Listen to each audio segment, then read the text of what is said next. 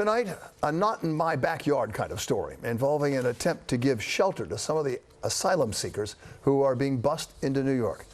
It's been a source of protests and some anger. A lawsuit brought by some folks on Staten Island who don't want the migrants to be welcomed into a now former Catholic school in that borough. Today, a court hearing about all this. The judge in the case has already temporarily blocked the city from placing migrants there, but his ruling was overturned. Eyewitness News reporter Crystal Cranmore live in the St. George section with what happened today. Crystal.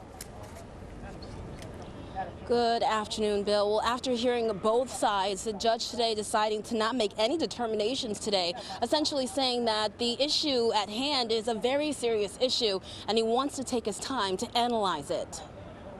The fate of this migrant shelter at the former St. John Villa Academy on Staten Island has yet to be decided following a battle in court today.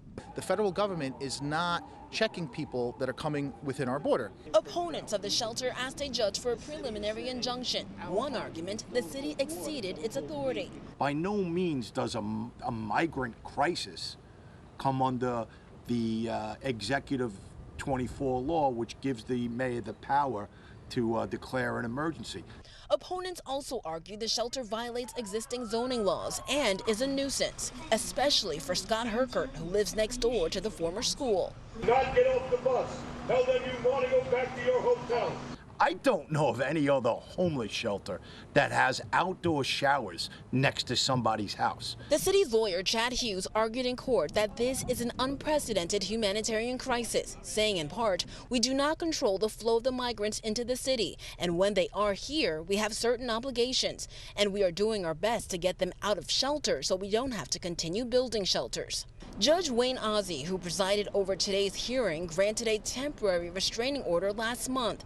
The city appealed and it was quickly overturned. The mayor has maintained the city is doing what it can to address the crisis. We fed, we clothed, we housed.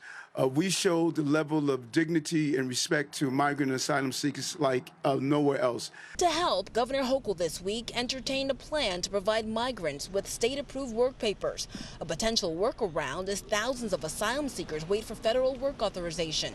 Not everyone supports. We believe that this potential authorization could lead to migrants potentially voting in municipal elections. And back outside the courthouse, there's no word on when the judge will decide the fate of the shelter. Meanwhile, the city says as of last night, there are 72 asylum seekers staying there.